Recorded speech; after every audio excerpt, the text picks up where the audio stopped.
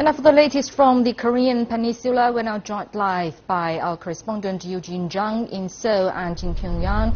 We have Raphael Woga of the Associated Press. Thanks for joining us, Eugene and Raphael.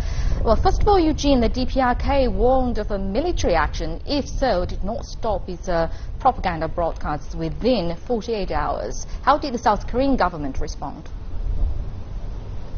Right. The South Korean Defense Ministry said they're going to continue with the loudspeaker propaganda broadcasts despite the DPRK's warning, saying that they're not going to give in to the DPRK's threats.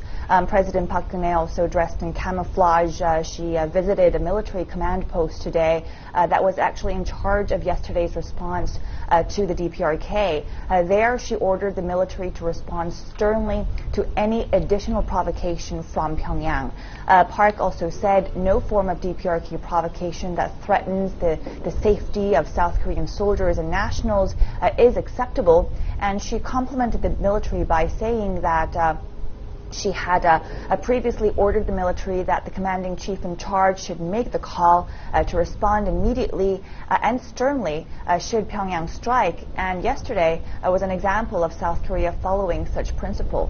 The presidential office is on emergency mode, and this will continue through the weekend. Dong-ying? Right, and Raphael, on the DPRK side, could you bring us up to date on how Pyongyang is dealing with the tense situation on the border? This afternoon there was a rare briefing in Pyongyang by a senior military official.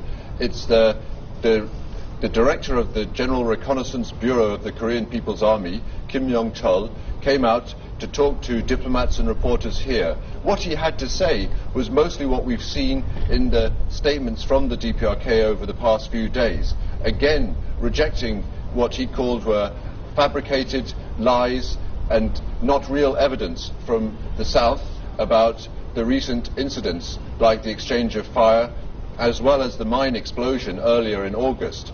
He also talked strongly, of course, about the DPRK's position, saying that the DPRK feels that the South is trying to undermine its system and that this use of propaganda broadcasting is an act of war. And of course he again mentioned the threat that the DPRK will take strong military action if the propaganda broadcasts are not stopped by tomorrow's deadline.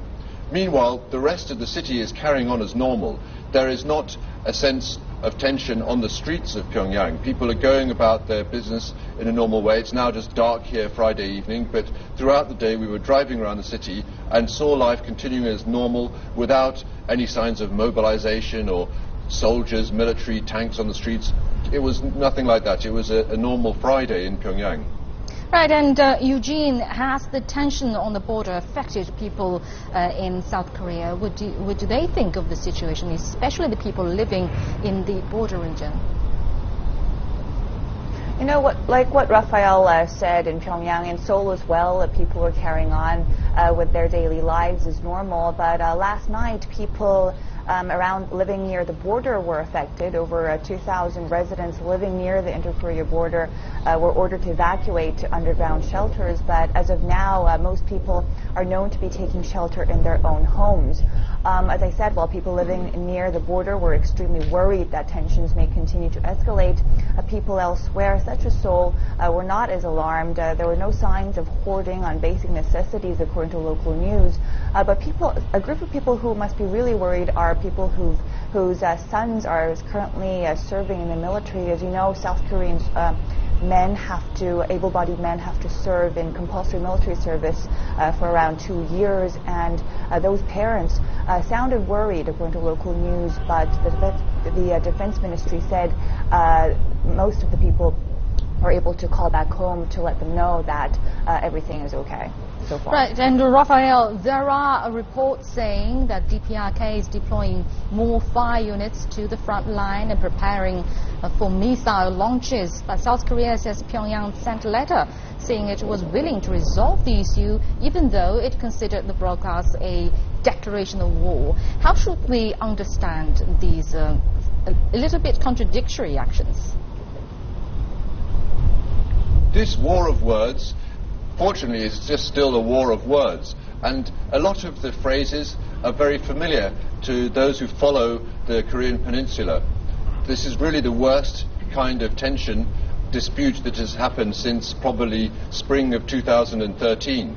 But it's happened before. There's always a cycle of tension and then followed by a period of improvement of relations, then unfortunately a cycle of tension. The tension comes along again.